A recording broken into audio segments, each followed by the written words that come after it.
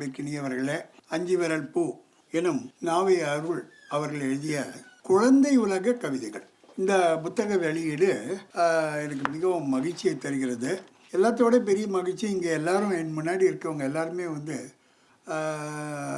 ரொம்ப நெருக்கமாக இருக்கக்கூடியவர்கள் தான். ஒவ்வொருத்தரோடும் பல மணி நேரங்கள் நான் பேசியிருக்கிறேன். ஆனால் நாவை அருளுடைய பேரப்பிள்ளை அழுதுகிட்டு இருக்க நேரத்தில் நம்ம ரொம்ப நீட்டி மழைக்கு பேசுவது குழந்தை இலக்கியம் பேசும்போது குழந்தைக்கு ஒரு முக்கியத்துவம் கொடுக்கணும் இல்லையா? அதனால் என்னுடைய பேச்சை கொஞ்சம் சுருக்கமாக அமைத்து கொள்வது நல்லது என்று நினைக்கிறேன். இந்த அஞ்சு விரல் பூ குழந்தை உலக கவிதைகள்னால் ஒருத்தர் கேட்டார், என்னங்க குழந்தை உலக கவிதைன்னா அது உலக கவிதைகளா, குழந்தைகளுக்கான உலக கவிதைகளை தேர்ந்தெடுத்து கொடுத்துருக்காரா அப்படின்னு சொல்லி கேட்டார். ஒரு மயக்கம் இருந்தது. அதில் இந்த அஞ்சு விரல் பூ என்ற ஒரு கவிதை அவர் உள்ள புத்தகத்துக்கே போவானா, அஞ்சு விரல் பூ என்பதிலேயே அவர் கவிதை எழுதிவிட்டார். இந்த புத்தகத்துக்குள்ளே என்ன இருக்கும்ன்றதை வெளியில் ரொம்ப பிரமாதமாக சொல்லிட்டாங்க. ஆனால் இப்போ தான் இங்கே ஒரு வாக்கா தகராறு மாதிரி, ஒரு ஏரியா தகராறு குழந்தை இலக்கியத்துக்குள்ளே அப்படி இப்போ தான் நடந்து முடிஞ்சது. அது காரணம் சந்தியா நடராஜன் தான். அவர் இருந்தாருன்னா இது போலாம் ஏதாவது அந்த விவாதங்கள் வந்துடும். அவரை பார்த்ததுனால்தான் அவர் ரொம்ப ஒரு உணர்ச்சி வசப்பட்டு இந்த தஞ்சாவூர் உற்சாகமிட்டார். அதனால் அது நடந்தது. இப்போ இந்த அஞ்சு விரல் பூ என்ற கவிதை தொகுதியை நான் பார்க்கும்போது அருள் எப்பவுமே ரொம்ப ஒரு கோபக்கார இளைஞராய் வயதான போதும் இருக்கிறார். அதான் என்னுடைய பெரிய கவலை. அருள் கிராம்சி புரண்டு பிடிக்க அவருடைய கவிதை தொகுதி ஒன்று என்னுடைய நெருக்கமானது ஆயுதம்ன்ற ஒரு கவிதை தொகுதியை என்கிட்ட எடுத்துகிட்டு வந்தார். அதை கொண்டு அதற்கு முன்னால் கொஞ்சம் நாங்கள்லாம் படித்து பார்த்தோம். அதை படித்து பார்த்தபோது ஆயுதம்னு தலைப்பு வச்சு அந்த ஆயுதத்தை கையில் ஏந்தி கொண்டு திரிகிற ஒருவர் இன்றைக்கு அஞ்சு விரல் பூவை பற்றி எழுதக்கூடியவராக வந்திருக்கிறார். அதுதான் அந்த பேர குழந்தைகள் அவருக்கு செய்த ஒரு நல்ல காரியம். ஒரு எரிமலை போல் இருந்தவரை குளிர வைத்தது அந்த குழந்தைகள். இப்போ இந்த அஞ்சு விரல் பூ என்ற கவிதையில் குழந்தை இலக்கியம் அப்படின்ற ஒரு வகையறைக்குள்ளே நுழையிறாரு அப்படின்றாங்க.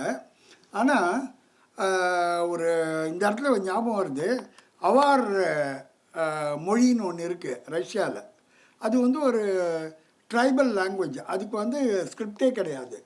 ஸ்கிரிப்ட் இல்லாத போது லெனின் தான் முதல்ல புரட்சிக்கு பிறகு அந்த மொழிக்கு ஒரு எழுத்து வடிவம் கொடுக்குறார். உடனே என்ன செய்கிறாங்க, அந்த கிராமத்தில் இருக்கிற எல்லா மக்களும் அந்த எதையோ எழுதி வைக்கிறாங்க. எல்லாத்து மேலேயும் எழுதி வைக்கிறாங்க. குருவேல் மேலே எழுதுகிறாங்க, கதவு மேலே எழுதுகிறாங்க, சுவத்தில் எழுதுகிறாங்க. அப்போது ஒரு தொட்டிலின் மீது ஒரு வாசகம் எழுதப்பட்டிருக்கு. அது என்னென்னா, சிறிய குழந்தைகளும் பெரிய கனவுகள் காண்கிறார்கள். இது ஒரு தொட்டில் மீது எழுதி வைக்கப்பட்ட வாசகம். அந்த வாசகத்தை போல் அந்த வாசகத்தை தான் இப்போ நம்ம குழந்தைகளை அணுகும் போதெல்லாம் நம்ம கனவில் எடுத்துக்கொள்ள ஒரு ஒரு குழந்தைகளுடைய உலகம் எத்தகைய இதுன்னு எடுத்துக்கு போகும்போது அந்த குழந்தை கவிதைகள் எழுதுந்து வரலாறு, பிள்ளைத்தமிழ், பேரப்பிள்ளைத்தமிழ் இதெல்லாம் ரொம்ப பேசியிருக்கோம். ஆனால் குழந்தைகளை பற்றி ஆழ்வார்கள்லாம் பாடியிருக்கானுங்க, ரொம்ப பிரமாதமாக பாடியிருக்காங்க. பிள்ளைத்தமிழில் குமரகுருபரர் பாடுறாரு, அந்த சிற்றில் சதியே சிற்றில் அப்படியே போய் குழந்தை போய் அந்த மணல் வீடு கட்டுறதெல்லாம் உடைக்குது. எது? முருகப்பெருமான் சிறுவராக போய் உடைக்கிறார். அப்போ சொல்கிறாங்க, கல்வி செருக்கால் சூர்தடிந்த கழிப்பு செருக்கால் என்னுடைய சிற்றில் சிதைக்காத அப்படின்லாம் ரொம்ப அற்புதமாலாம் நம்ம தமிழ் இலக்கியத்தில் எதையும் விட்டு வைக்கலை. ஆனால் குழந்தை இலக்கியம் எங்கே தோன்றியது, எப்போது தோன்றியதுன்னா, இந்த தொட்டிலில் போய் ஒரு ஏழை தாய் ஒரு மரத்தில் ஒரு தொட்டியில் கட்டிட்டு அதில் ஒரு குழந்தையை போட்டுட்டு அது களை எடுத்துகிட்டு வரத்துக்குள்ளே அதுக்கிட்ட ஒரு பாட்டு பாடிக்கிறதுல அந்த பாட்டில் தான் குழந்தை இலக்கியமே உண்மையான குழந்தை இலக்கியம். அதுதான் அந்த குழந்தை இலக்கியத்தில் அந்த ஏழை குழந்தைய அந்த அம்மா ராசான்னு பாடும். அந்த ஏழை குழந்தையை ராசான்னு பாடுற அந்த இடத்துல தான் அந்த குழந்தை இலக்கியம், குழந்தைக்கான இலக்கியம் அங்கே உருவாகுது. அப்போது இந்த இடத்துல திடீர்னு ஒரு நம்ம யுகபாரதி இருக்கிறதுனால நான் டெம்ட் ஆகி ஒரு கண்ணதாசன் இதை பற்றி சொன்னது ஒன்று ஞாபகம் வருது. கண்ணதாசனுடைய ஒரு திரைப்பட பாடலில் ஒரு பாட்டு இருக்கும், மாமரத்து கிளையினிலே மாடப்புறா கூடு கட்டும்னு ஒரு பாட்டு. அந்த பாட்டில் இது கண்ணதாசனே சொன்னார். நான் அந்த வேடையில் இது மாதிரி இருந்து கேட்டிருக்கேன். நான் மாமரத்து கிளையினிலே மாடப்புறா கூடு கட்டும் அப்படின்ன உடனே தென்றல் பத்திரிகையில் ஒருத்தர் எழுதிட்டான் வாசகர் எழுதியத்தில். அது ஒரு மாடப்புறாப்பா, மாடப்புறாவுக்கு கூடு கட்டுறதுக்கே தெரியாது. அது மாடங்கள் இருந்தால் வீட்டில் இருக்க சந்து பந்தில் போய் வழிக்கும் வாழும். அது போய் அந்த மாடப்புறா கூடு கட்டும்னு எழுந்தது மான உடனே அப்படியே எழுதிடுறதா? கண்ணதாசன் தப்பாக எழுதிட்டாரு அப்படின்னு தென்றலில் ஒரு கடிதம் எழுதி போட்டான். கண்ணதாசனும் அதை துணிஞ்சு வெளியிட்டுட்டார். அதுக்கு பிறகு அடுத்த வாரம் இன்னொரு கடிதம் வருது அவருக்கு. இவர் பதில் சொல்ல முடியல, வெறும்னே வெளியிட்டுட்டு கண்ணதாசன் தவறு பண்ணிட்டோன்னு உட்காந்துருக்காரு. ஒரு வாசகன் வந்து அவருக்கு ஒரு கடிதம் எழுதி போடுறான். என்னன்னாக்கா, அந்த சினிமாவை பார்த்து அந்த பாட்டை புரிஞ்சுக்கோங்கப்பா, அவர் அது போல் எழுதியிருக்காரு. ஏன்னா அந்த சினிமாவில் வந்து ஒரு பணக்கார வீட்டு குழந்தை ஒரு ஏழையாக மாறிய பிறகு அந்த பக்கத்தில் இருக்க அந்த வயக்காட்டுக்கு பக்கத்தில் இருக்க மரத்தில் தூளி கட்டி அந்த குழந்தைய தூங்க வைக்கிறாங்க. இதை உட்கிடையாக வச்சு தான் அவர் வந்து அது ஒரு மாடப்புறா, அது போய் மாடு மரத்து கூடு கட்டுதுன்னு. இது வேடிக்கை என்னென்னா, இது ஒரு பெரிய மீட்டிங்கில் ஒருத்தர் இதை போல் யுகபாரதி நேரில் கிடைச்ச மாதிரி கண்ணதாசன் அவர் கிடச்சிட்டாரு. உடனே அவர் கேட்டால் நீங்கள் அப்படி தான் நினச்சி எழுந்தீங்களா அப்படி இப்படியா? கண்ணதாசன் சொன்னார், ஆமான்னு சொல்லிட்டேன் நான் அப்படின்னு. அதுபோல் நம்ம வந்து இதே போல் அர்த்தங்கள் எல்லாம் எடுத்தால் இந்த அர்த்தங்களுக்கெல்லாம் உள்ளுக்குள்ளே போய் வாசகன் வந்து பிரமாதமான பதில்கள்லாம் கொடுத்துருவோம். அதனால தான் நான் அடிக்கடி சொல்கிறது வழக்கம், எழுத்தாளனை காட்டிலும் வாசகன் புத்திசாலி. அவன் வந்து ஏராளமான அர்த்தங்களை எழுத்தாளர் சும்மா ஒரு கோடை போட்டுட்டு போகிறான். ரோடு போடுறவன் முழுக்க வாசகன் தான்.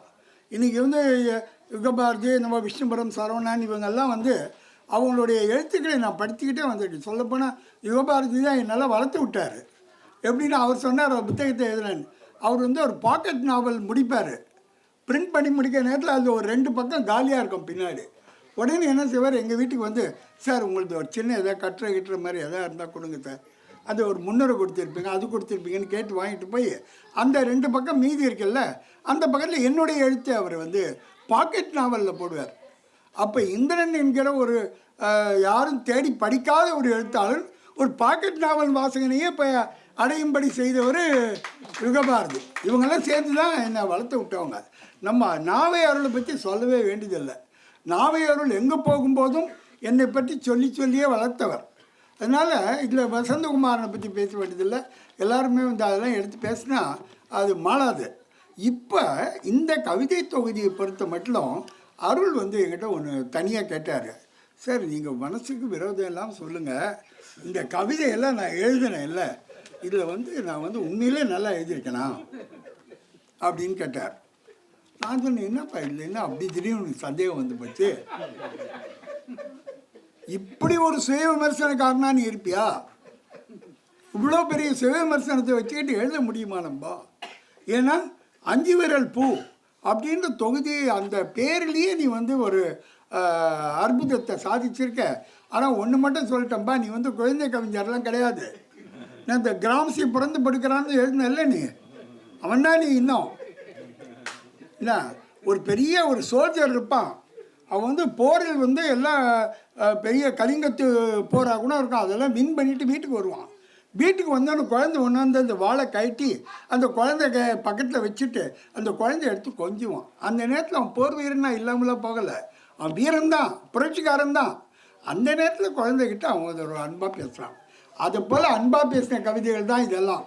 அதனால் நீ வந்து இதில் வந்து குழந்தை கவிதை இன்னும் ஒரு பெரிய ஜானர் உண்டாக்கிட்டோம், அதில் நம்ம இவர் கால் வைத்து இறங்கி இருக்கிறார் முதல் முறையாக அப்படிலாம் நம்ம அப்படியே ஒரு புனித பூமியாது.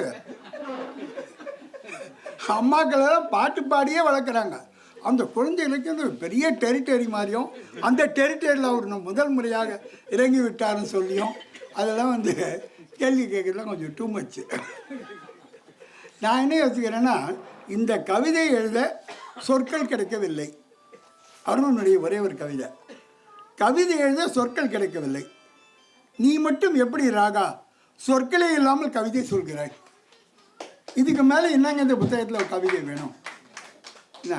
அதனால் சொற்களே இல்லாமல் எப்படி கவிதை சொல்கிறாய்ன்னு கேட்குறாருல. இதில் இடத்துல கூட அவர் குழந்தையிடம் ரசிக்கிற ஒருவனாகத்தான் இருக்கிறார், அவர் குழந்தையாக மாறிவிடவில்லை. ஏன்னா குழந்தையாக மாறித்தான் இதெல்லாம் எழுதணும்னு சொன்னாக்கா அதில் இல்லை. எழுத்துன்னு வரும்போதே நம்ம வந்து எங்கேயோ விலைக்கு வந்துடுறோங்க. என் சொல்லப்போனால் இந்த பட்டிக்காட்டில் எல்லோரும் தமிழ் வளர்க்கிறார்கள், தமிழ் வளர்த்தவர்கள் பெரிய அவார்டெலாம் கொடுக்குறாங்கல்ல.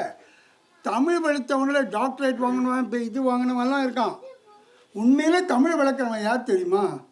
இங்கிலீஷே தெரியாமல் வயக்காட்டில் இருக்கான்ல, அவன் தான் திறந்தவரை இங்கிலீஷ் தெரியாதனால வெறும் தமிழ் மட்டும் பேசுகிறான். அவன் வெறும் தமிழ் பேசுகிறதுனால தான் அந்த வயக்காட்டில் இருக்கிற அந்த பட்டிக்காடுகள் என்றும் அறிவற்றவர்கள் என்றும் கைநாட்டு பேர்வழிகள் என்றும் நம்ம சொல்கிறோம்ல, அவர்கள் தான் உண்மையிலேயே தமிழை இன்னும் வாழ வைத்து கொண்டு இருக்கிறார்கள். அந்த தமிழோட அந்த குழந்தைகிட்ட நம்ம பேசும்போது, தமிழில் பேசும்போது அந்த குழந்தை திருப்பி ஒரு தமிழில் ஒரு மழலையில் சொல்லுதில்லை, அங்கே தாங்க தமிழ் வளருது.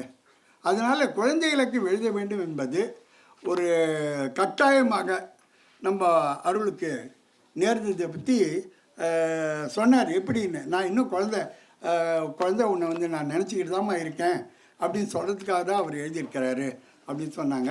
இத்தகைய ஒரு அற்புதமான ஒரு பொழுதில் நம்மளுடைய குடும்பத்தோடு, ஏன்னா நான் அடிக்கடி சொல்கிற வாசகம் இதுதான், தமிழர்கள் ஒவ்வொருவரும் குடும்பமாக முன்னேறி வரணும். எப்படின்னா குடும்பமாக முன்னேறி வரணும்னு சமுதாயத்துக்கு வேலை செய்யக்கூடாது, சமுதாயத்துக்கு உதவி செய்யக்கூடாதுன்னு அர்த்தம் துணிச்சிடக்கூடாது. இல்லை, நான் என்ன சொல்கிறேன், குடும்பமாக ஒரு குடும்பத்தில் வந்து அப்பா அம்மா அவர்கள் சிறந்தவர்களாக இருந்து குழந்தைகளையும் சிறந்தவர்களாக வைத்து ஒரு குடும்பமாக ஒவ்வொரு தமிழர்களுடைய குடும்பமும் முன்னேறினால் அது ரொம்ப பிரமாதமாக இருக்கும். ஆக்சுவலி நம்மளுடைய அருள் வந்து எழுதிய மாபெரும் கவிதை எது தெரியுங்களா? அவருடைய முதல் கவிதை நம்ம பாரதி தான். முதல் கவிதைன்னு அற்புதமான ஒரு மகனை அவர் பெற்றிருக்கிறார். அந்த கவிதை தொகுதியில் முதல் கவிதை தொகுதி அதுதான், அவர் ஃபஸ்ட்டு வந்து கவிதை தொகுதி. அதுக்கப்புறம் என்னோட பேரப்பிள்ளைகள் அவங்க மருமகளை பற்றி சொல்ல வேண்டியது, அவங்க வந்து ஏன் பாடாமல் போனாங்க அப்படின்றது ஒரு பெரிய ஒரு கேள்வி இங்கே இருக்குது. அதனால் ஒரு அற்புதமான ஒரு குடும்பம் ஒரு குழந்தையோடு சேர்ந்து முன்னேறி வந்திருக்கிறது. இலக்கியத்தில் ஒரு பல அதிர்வலைகளை உருவாக்குகிறது. இந்த நாவை அருள் 5 விரல் பூ மூலமாக இன்னும் பல நுட்பமான கவிதைகள், குழந்தை கவிதைகள் நான் சொல்வேனா தெரில. நான் வந்து ஒரு வயதானவன் இல்லையா, எனக்கு தேவையான நுட்பமான கவிதைகள். ஆனால் நான் குழந்தை கவிதை எழுதுகிறவர்களுக்கெல்லாம் ஒரு விமர்சகன்ற வகையிலும் ஒரு ஓரத்து வாசகன் என்ற ஒரு விண்ணப்பத்தை மட்டும் வைத்து நான் விடைபெற விரும்புகிறேன். குழந்தை கவிதை எழுதுகிறவர்கள் தயவு செய்து இசையோடு எழுதுங்கள். அதுதான் என்னுடைய விண்ணப்பம். என்னென்னா, குழந்தைக்கு வார்த்தை தெரியுதோ தெரியலையோ அந்த இசை தெரியும். அதனால் இசையோடு இப்போ எழுதணும். ஏன் இந்த இசையோடு எழுதணும் ஒரு கவிதையை? குழந்தை கவிதைகள்னா அம்மா இங்கே வா வா, ஆசை முத்தம் தாத்தா, இலையில் போடு சோறு போடு, ஈய தூர ஓட்டுலாம் வரும்போது கவிமணி தேசிக விநாயகனுடைய பாட்டாகட்டும், பாரதிதாசனார் இளைஞர் இலக்கியம்னு எழுதியிருக்காரு. அதில் எடுத்து பார்த்தீங்கன்னா, தமிழப்பெண்ணே தமிழப்பெண்ணே தமிழை ஏன் படித்தாய், தமிழ் படித்தேன் அதை உன்னத்தான் தமிழ் படித்தேன் நான் அப்படின்னு எழுதுகிறார் பாரதிதாசன். இது வந்து அந்த குழந்தைக்கு புரியும்னு நீங்கள் நினைக்கிறீங்களா? புரியுதோ புரியல. ஆனால் இதை படித்து தான் அந்த குழந்தை தமிழ் கற்றுக்கொள்ள வேண்டும். அதுக்காக தமிழ் படித்தேன் அதை உன்னத்தான் தமிழ் படித்தேன் நான் பாரதிதாசனார் எழுதுகிறார். இப்படி எல்லாருமே வந்து குழந்தைகளுக்காக எழுதி கொண்டு வந்திருக்கிற போதெல்லாமே அந்த ஓசை அழகு. இது ஏன் நான் வற்புறுத்துறேன்னா, இப்போ குழந்தை வந்து தாயினுடைய வயிற்றில் ஒரு கருவாக இருக்குது. அப்போ அந்த கருப்பையில் திரவ பொய்கையில் அந்த குழந்தை அப்படியே ஃப்ளூயிடில் மிதந்துக்கிட்டு இருக்கு. மிதந்துட்டு இருக்கும்போது அந்த குழந்தைக்கு ஏற்படுகிற முதல் புலன் உணர்வு வெளி உலகத்தோடு இருக்கிற தொடர்பு எது தெரியுங்களா? தாயினுடைய லப் டப் என்கிற இதயத்தினுடைய ஓசை. லப் டப் லப் டப், அம்மானுடைய அந்த குரல், அந்த இது அம்மானுடைய இதயம் துடிக்கிற ஓசை அந்த குழந்தை கேட்குது. கேட்கும்போது நான் ரொம்ப நிம்மதியாக ஃபீல் பண்ணுது. அந்த குழந்தை வயிற்றை விட்டு வந்துடுது. குழந்தை வயிற்றை விட்டு வந்த பிறகு குழந்தை அழுது. தேங்க்யூ. குழந்தை அழுகும்போது என்ன செய்கிறோம், நம்ம குழந்தை எடுத்து தோலில் போட்டு தட்டுறோம். லப் டப் லப் டப்புன்னு தட்டுறோம். அப்படி தட்டும்போது அந்த இசையினுடைய அந்த ஒரே சீரான ஓசை நம்மளுடைய குழந்தையினுடைய முதுகில் தட்டும்போது குழந்தை உடனே அமைதியாகிடுது. இன்னொரு விஷயம் என்னென்னா, குழந்தையை முதுகில் தட்டு இப்போ தோளில் போட்டு தட்டுறவங்க அவர் இடது பைக்கு பழக்கமுள்ளவராக இருந்தாலும் கூட குழந்தையை இடது தோளில் இதயத்துக்கு பக்கத்தில் வைத்து தட்டுவதை நீங்கள் கவனித்திருக்க வேண்டும். ஏன் தெரியுங்களா? குழந்தை இதயத்துக்கு பக்கத்தில் இருந்தால் அம்மானுடைய அந்த குரல், அந்த இதயத்தினுடைய துடிப்பை கேட்டவுடன் குழந்தை அமைதியாகி விடுகிறது. எனவே தான் அந்த ஓசை ஒழுங்கை நாம் விரும்புவது என்பது ரொம்ப பயாலஜிக்கலான ஒரு தேவை, உயிரியல் ரீதியான ஒரு தேவை. அந்த தேவையை குழந்தையிடம் கொடுப்போம். குழந்தையிடம் தமிழின் ஓசை நயத்தை சொல்லிக் கொடுப்போம். குழந்தைக்கு மொழி புரியாவிட்டாலும் வளர வளர அது புரிந்து கொள்ளும். இந்த இடத்துல சத்யஜித் ராய் சிறுவராக இருந்தபோது அவரை அவங்க அம்மா சத்யஜித் ராய்கிட்ட இட்டுன்னு போகிறாங்க. அப்போது கவிஞர்கிட்ட இவர் சின்ன பையன் சத்யஜித் ராய், அவர் ஒரு ஆட்டோகிராஃப் புக்கு கொண்டு போகிறார். இன்னும் அவங்க அம்மா சொல்கிறாங்க இவர்கிட்ட ரவீந்திரர்கிட்ட தாகூர்கிட்ட சொல்கிறாங்க, இவனுக்கு ஒரு கையெழுத்து போட்டு கொடுங்க. சரிப்பா டேபிள் மேலே வச்சுட்டு போயிட்டு ஒரு வாரம் கழிச்சு வாங்கிக்கன்றாரு தாகூர். ஒரு வாரம் கழிச்சு ரவீந்திரநாத் தாகூர் போய் அதை வாங்கிறதுக்கு போகிறார். போகும்போது அவன் அதில் எழுதியிருக்கான். அவர் ஒரு 2 லைன் எழுதி அவர்கிட்ட கொடுத்துட்டார்.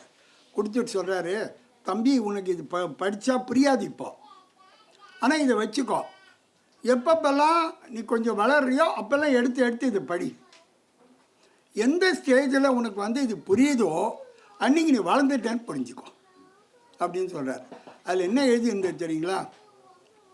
ஏராளமான பணம் செலவு பண்ணி உலகம் முழுவதும் நான் சுற்றி வந்தேன். ஆனால் என் வீட்டின் வாசல் படியில் இருக்கும் புல்லின் நுனியில் இருக்கும் பனித்துளியில் மொத்த பிரபஞ்சமும் தெரிவதை கவனிக்காமல் விட்டுவிட்டேன். இதுதான் எழுதி கொடுத்துருக்கார். தாகூர் அது எழுதி கொடுத்த போது அவருக்கு புரியாது, பெரிய தத்துவத்தை எழுதுகிறாரு.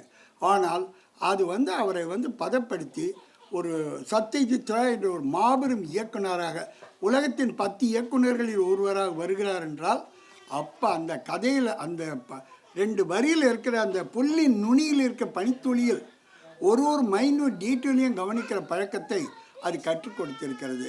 இப்படி இந்த புத்தகங்கள், குழந்தை பாடல்கள் சிறப்பான குழந்தைகளை உருவாக்குவதற்கு பயன்படும். அதற்காக நம் கவிஞர்கள் ஏராளமான குழந்தைகளுக்காக எழுத வேண்டும் என்று சொல்லி வாய்ப்பளித்தமைக்கு விடைபெறுகிறேன். குழந்தை அழ ஆரம்பிச்சிருச்சு, அதனால சீக்கிரம் முடிச்சிடலாம். நன்றி. இந்த வீடியோ உங்களுக்கு பிடிச்சிருந்தா லைக் பண்ணுங்க, ஷேர் பண்ணுங்க, கமெண்ட் பண்ணுங்க.